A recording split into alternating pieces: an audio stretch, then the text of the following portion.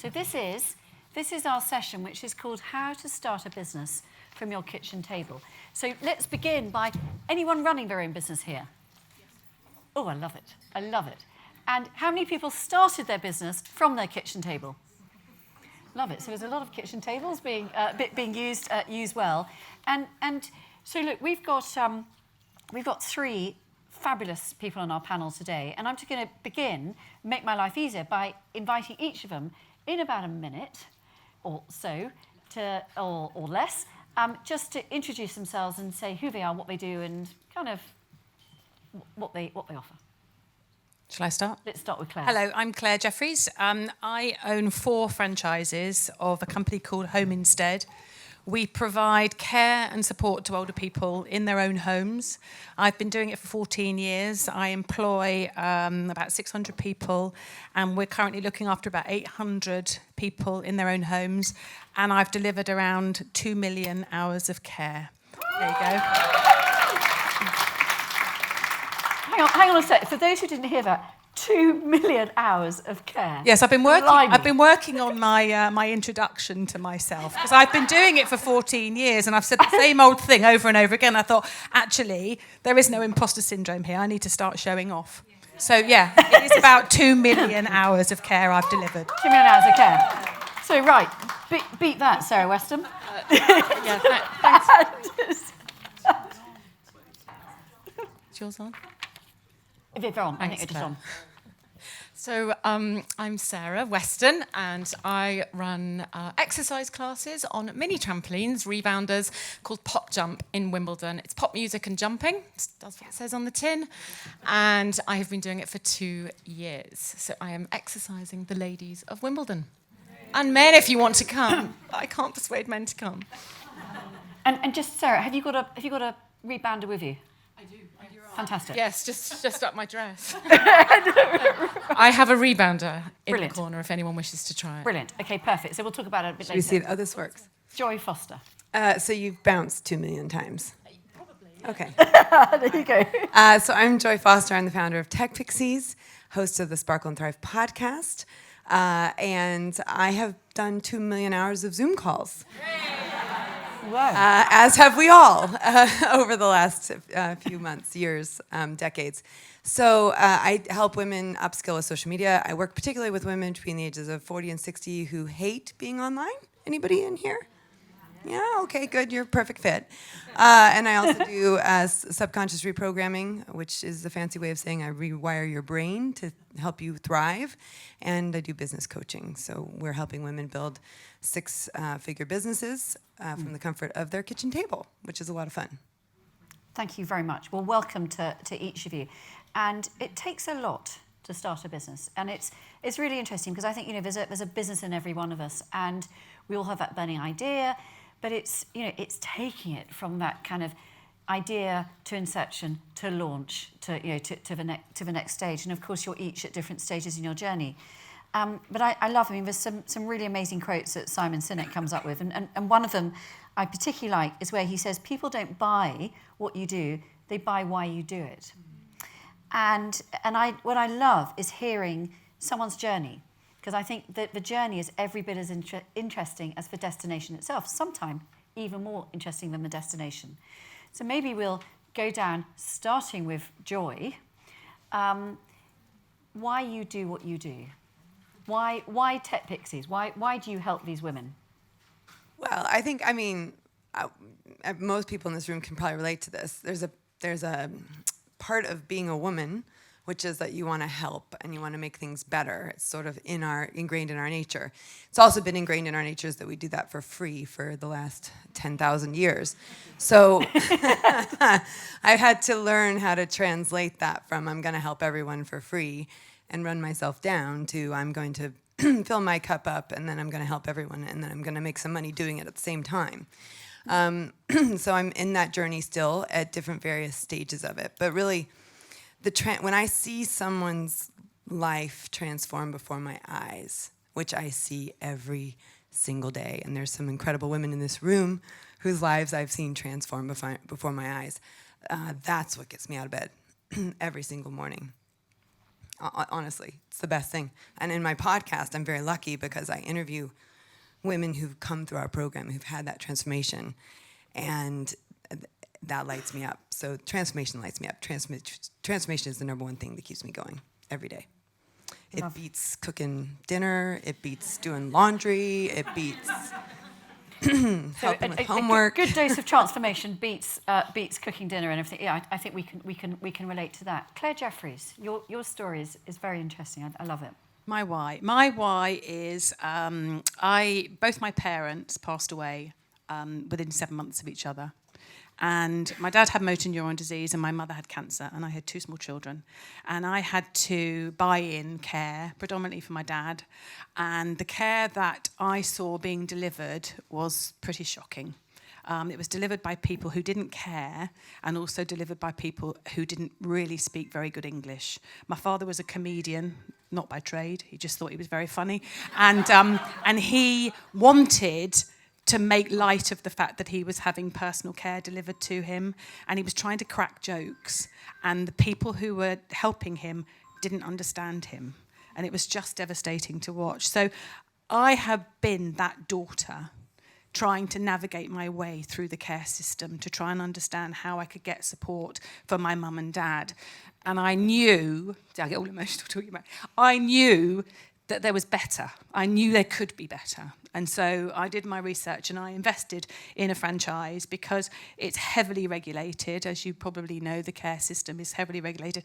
And I didn't feel confident to go it alone. The policies and the procedures that you have to follow.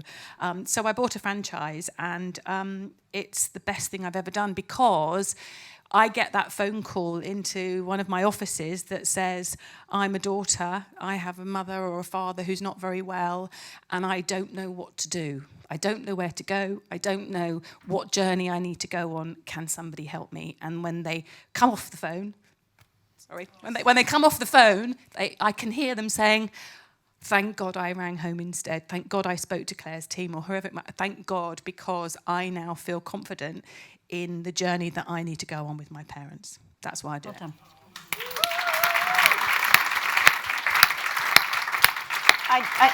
I love it when I hear you tell that story, because I think, people sense authenticity and people sense fakery. People are very good at it. It is a really genuine why, and you can see 14 years on. I've heard you tell that story for several times before. That story is utterly genuine, and it's you've taken that why, you identified that need, and then you have transferred that into an astonishingly successful business, and so it's taking that why but making a difference is just extraordinary. Sarah Weston, your why. So my why is maybe a little bit of both, actually. I don't know. So I started rebounding in lockdown, as most people found something that they enjoyed in lockdown, or didn't, as the case may be. Mine was rebounding, and I decided I loved it so much that I wanted to share it with Wimbledon. So that's where it started. And actually, it's really evolved since then, because actually, in a similar way to how Claire experienced with her parents, my parents are in their 80s, well into their 80s, and they are in a very bad way. And what is making me want to do it more is by rebounding, I know that I am putting in what I need to do now for my future. I want to age positively, I want to age well, and I am not, absolutely not, going to end up in the same place that my parents are currently, and it has to change, and we have to change our lifestyle, we have to transform women's lives, which is what I also do, because the benefit of rebounding is you can do it with any ailment, pretty much. You can have a bad knee, you can have cancer, you can have whatever, and you can change your body, and you can change the fact that you can exercise again, and it keeps me going. Brilliant. And it is amazing. I know we've got quite a lot of your followers in the audience, and it is great. And, you are transforming so many people's lives. So one of the things I love about this conference and this whole journey of helping people to take the next step is understanding what you are looking for, that definition of success, because what matters to me may be very different to what matters to you or to everyone in the room. And we all have our goals, we all have our own priorities. We move in chapters, and I think, especially for women, our goals and our priorities will shift at each chapter that we enter into. And so I want to ask each of you, what is your definition of success? When you see it, when will you know you've arrived at it? What will make you happy and know that you've succeeded in that goal? Start with you, Sarah. Okay, so firstly, my classes are full, so Yep. that's good. I like that. That makes me happy. Rebounding makes me happy.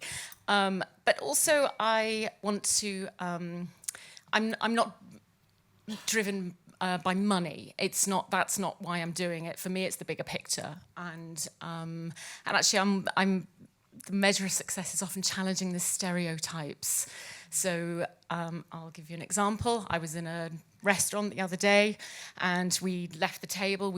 I was with some friends, and this group of men, they took a photograph. We asked them to take a picture, and then we got talking to them. And one of them said, he turned to me and he said, so what do you two do for a living? And I said, oh, well, my friend's a doctor. He went, oh, right. And then he said, and what about you? And I said, I'm a fitness instructor. And he went, in one small 3-letter word, went, you. And I was like, is it my grey hair? Is it the fact I'm not what you perceive to be a fitness instructor? I don't know. Let's challenge those stereotypes. And that's actually, I was just incredulous that he could even say that one small word and be so critical in such a small word. It's terrible. But anyway, so that for me as well is we can be whatever we want to be. I can become a fitness instructor at nearly 50, and it doesn't matter. Really doesn't matter. I love that. Come on. You can be whatever you want to be. And You really can. Really if I can do it, anyone can. Absolutely. Love it. Challenging stereotypes. Joy Foster, your definition of success. Well, there's another 3-letter word that I like that starts with a Y. It's yet, Y-E-T. And I think one of the challenges people have is they focus on the end results and forget about the successes along the way. And that leads you to feeling like a big fat failure. So I like to use the word yet as I'm working towards whatever it is I'm working towards. And then I try and write down every single day something positive. So something I'm grateful for, something I'm proud of. And this is something that I teach the clients that I work with. It's something that I have adopted myself. I have a 1-line-a-day book, and every single day I write down something that I'm grateful for, something that I'm proud of. And when we come to our weekly meetings, so my team's been meeting for like 198 weeks now and doing this exercise where we do a weekly win, a personal win, and a business win. We've captured 191 of these for our whole team every single week. And so when I come to that meeting, I have about 7 to pick from because I've been writing down every day. But I do think if you start looking for the small wins every single day, you're going to realize there's a lot of wins around you. And that success, which starts to become ingrained in you, is something you start to realize, oh, well, actually, I'm winning every day. And then the grateful mind starts to seek lots of other great things, and you just end up having a winning mindset and a winning day, a winning life. You win the day, you win the morning, you win the day, you win the day, you win the week, you win the week, you win the month, you win the month, you win the year, you win your life, and you end up looking great and fabulous at 50, but not even 50 as a fitness instructor. So I truly believe your measure of success is entirely personal. But you have to start looking for the wins. There is a win every single day. You're just not looking for it. So we have to start looking for it, start cataloging it, start recognizing it, and be grateful for it. Absolutely brilliant. Thank you. And I think if you we're going to take lots out of today, I hope, is, to just take that message of writing down something, one act of gratitude, one positive thing out of each day. I think it's something that each and every one of us can I have my from. notebook if anyone wants proof that I actually do it. Is that your TechPixies Sparkle book? No, I just have I have that too. So let's talk about money, because I think, again, if we're really honest about it, women are, we shy away from talking about money. We were talking about it, obviously, at the sort of the first session. And, it's something that we can be very good at doing what we do. We can put on the classes, we can lay on the courses, we can provide the care. But it's something actually that, whether it is setting our pricing, defining our worth, working out how we fund our business, we know, cash flow is everything. That running out of cash is the thing that kills pretty much every small business. And so we can sort of go down the line and talk to you about how you funded your business and how you approached that topic of money and cash. Let's start with you, Joy. She's starting with me because I've run out of cash a lot. As Anna knows, she's one of my investors. Well, first of all, I met a woman here named Addie Pinkster years ago who helped me actually set up my investment round, and in person, I met one of my investors here. So this is a good room to be in if you're looking to actually build a business, raise some money, connect with some really powerful, impressive women. And I'm talking about you. You are a powerful, impressive woman that you're going to meet. You're going to introduce yourself to somebody else. And so, yes, cash. I like to say cash is queen. I don't like to say cash is king. Good. And it definitely is queen, and you definitely want lots of it, and you want to be really good at it. And if you've got ADHD, you pretty much suck at it. So make sure you've got people around you that can help you. There's great assets to being ADHD. You are a risk taker. You are more positive in some ways, and you go for things. But I found out really late on in my business, after 7 years of losses and having, it took me 1.3 million pounds to make £1 million. And no one really understood why it was so hard for me. And I didn't understand why it was so hard for me. And I got to a place where menopause, perimenopause, anybody in that space? You don't want to raise your hand, that's okay. I found out through studying neuroscience that menopause and ADHD don't like each other. And ADHD exacerbates in menopause. And so one of the things that happened to me was I was like, oh, this makes perfect sense. I'm ADHD, I've got menopause, it's all hitting at the same time. And so I started taking some supplements, and I became a brain health trainer. I started a master's in neuroscience. I'm a neuro coach. And I started taking these supplements to help my brain function better. And then pretty much overnight, the company went into the black. So one of the things that I think is really important to recognize as a woman running a business who might be perimenopausal or postmenopausal, there's stuff going on in your brain.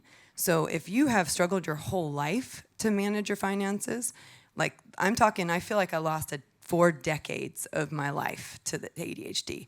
There's something called the lost generation. And this is a generation of women who were never diagnosed with ADHD, cannot manage their finances to save their life. Really, literally, it's a problem. And as soon as I went on the medication, and it wasn't even prescription medication, it was natural supplements, that changed everything. So we had our first profitable year last year after 7 losses. I took out, thank you. Amazing. I raised about 500,000 pounds to keep my business alive, and I still owe 200,000 to lenders, and I still owe a couple $100,000 to my investors, which they will all get paid back. Anna, you'll get paid back, I promise. But December 2021, we were on a Zoom call having a conversation. Maybe it's time to throw in the towel. Maybe we just give up. Maybe maybe it's okay. We just we wipe out 190,000 pounds of investment overnight. And I said, absolutely flippin' not. I don't care how we do it, but we're gonna do it. And I gave up my salary for a year. I worked 3 jobs. I was a receptionist at my daughter's school while I was at the same time moonlighting as an entrepreneur. So if you believe in what you're doing, there is a way around it. But recognize that if there are things that are really holding you back from moving forward and you just can't figure out why, it might be neurological. And there's a whole generation of women that don't understand that. So What a story. Thank you for sharing. hope that helps. Thank you. Very interesting. Sarah Weston. Talk about money. So I'm very much at the other end of the spectrum on that in terms of I'm very stress and risk averse. So I wanted small. I didn't want it to be stressful. I wanted it to be very low investment. But what happened to me was slightly different in as much as I could have funded it out of mine and my husband's money. He obviously is the breadwinner, has been for the last 15 years. I hadn't worked, I've been staying home with the children. But what happened to me was this sort of beast inside grew where I was like, I want this for me. I don't want anyone touching this. I didn't want him to be involved. I didn't want him to ask, when was it going to turn a profit? How long was it going to take to pay back the initial investment? I didn't want any of that. So the inner child inside me slightly regressed, and I asked my parents, which is probably not right. And then I was able to say, well, I've already got the money, and I don't need your involvement whatsoever. I mean, now I look back and I think, God, that was it wasn't right, really. But anyway, they just went, yes, of course, yes, how much do you need? And they gave it to me. So very different circumstances to you, Joy. But then as a result of that, my husband wasn't involved at all, and I just needed something for me. It was 15 years in, he's earned all the money. I had nothing that was mine, absolutely nothing. And I craved it. I feel differently about it now, but at the time, that was what was driving my determination to do this. And my parents stepped up to the plate. Thanks, parents, nearly 50. And it was worth every penny. And it was worth every penny. And if you haven't been to one of her classes, you absolutely need to, because it changes your life and it boosts your mood. It genuinely is, you know, Nothing I else appreciate I you know saying life that. does. It's, Thank it you. is. Thank you for sharing that. Claire, talk about franchising and... Well, they say, and I'm a true believer of, there's reasons for everything in life. You know, you can justify everything eventually, I think. But I couldn't work out how to justify losing 2 parents in 7 months. That was something that I just couldn't fathom at the time. Until now. Because actually it was their inheritance that they left for me that enabled me to start a business to help other people who had been in my own situation. So, you know, thank you to them for that. It was a struggle because I had the husband who was, you know, thought that I was doing this little hobby job, saying to me, "Oh, these aren't the forecasts that you know, you're not." You're supposed to have made this amount of money by month 5. I'm like, I can't work any harder. I have 2 small children running the house. I am doing everything, and you're just going to work. But you know what? I'm absolutely, and always have been, rubbish with money. And I now run a multi-million-pound company, and I don't even have a maths O-level. So on that basis, you know, it's been talked about. Choose people to support you. Find people who are part of your tribe. And in the early days, I had an accounting company who were all men, and they talked down to me, and they talked in riddles, in financial language I didn't understand. And then I went to a single female accountant, and I was able to say to her, no, run that one by me again. Where does that? So hang on a minute. Is that good? And she go, good. That's brilliant. And I go, oh right. Oh well, that's good then. Brilliant, lovely. I've never ever been in it for the money. I've been in it because I wanted to help, and it's still my mantra after 14 years. I want to help as many people as I possibly can, and if you do that well, then the money comes, which is what it's all about. Well done. And I think I just want to add, because they haven't said it yet, we have got multi award-winning business owners here. I mean, every time I see you on social media, you're picking up yet another trophy. So you're obviously doing something right. So absolutely well done for that. So so I guess the you know, here you are, you're at different stages in your business journeys, but each of you will have learnt something along the way. You know, Joy, you shared very candidly, and I thought, you know, very generously about discovering about ADHD. But let's sort of go down the line and ask, you know, what are the insights that you would like to share with everyone here that you've learnt, that, you know, if someone here is thinking about starting their business or they want to scale it, what's the key thing and that you want to share with the audience? Let's start with Sarah Weston. You can come back to you if you want. Okay, go with Claire. I didn't realise I was a risk taker. I thought that I played a safe game, but actually what I've learned, having not been in a corporate world, and I won't go into my backstory and all that because it's dull, but what I've learned is you need to try things and see if they work. And a really good example of trying things and then realising they don't work is I tried to set up a dating agency for older people.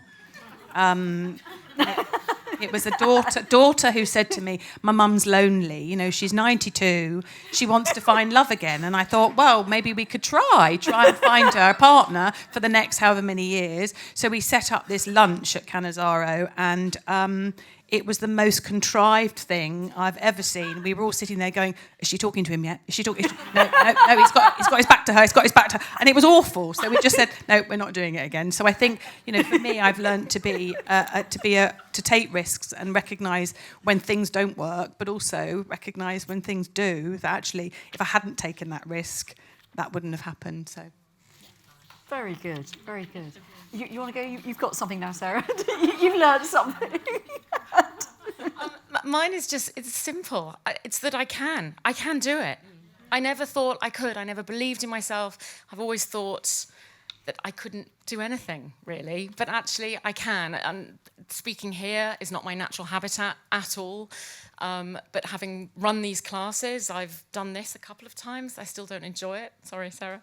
But also, I had to give a speech at my son's prize-giving day because he was head boy. It was the most awful thing I had to do in my life. But the only reason I could do it was because of my classes, and it's given me the confidence. So I just can. I know that I can, and I'm more capable than I ever thought I could be. Which I think we all are. We all have got something that we're more capable of doing. I can, I will. I can and I will. Joy. Well, I think along those lines, I think it was Audrey Hepburn that said that I'm possible is in the word impossible.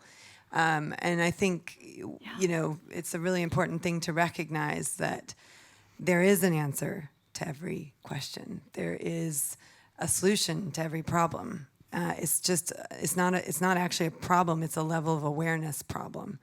I heard someone say yesterday, you know, if you're making 50,000 pounds and you have the level of awareness of a person who's making 50,000 pounds, you don't have the level of awareness of someone making 500,000 pounds. You know, I was like, it was Michelle Hussein, I really want her level of awareness of how I get my hair done in the morning by someone else.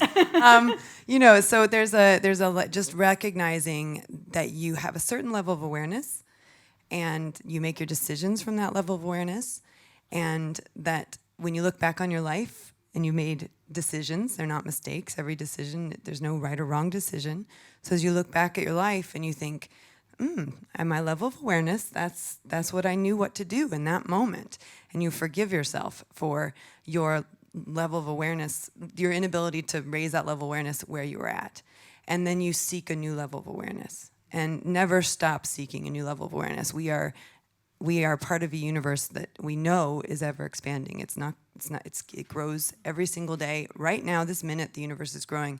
Why would we think being part of that universe that we wouldn't want to expand as well? So seeking after that awareness and recognizing it's not a problem, it's a problem with your level of awareness. Someone knows how to solve the problem you want to solve. Someone knows the answer to the question you're asking. So don't stop looking for it, because it's there. Thank you. I think that's a brilliant note to end on. So thank you very much.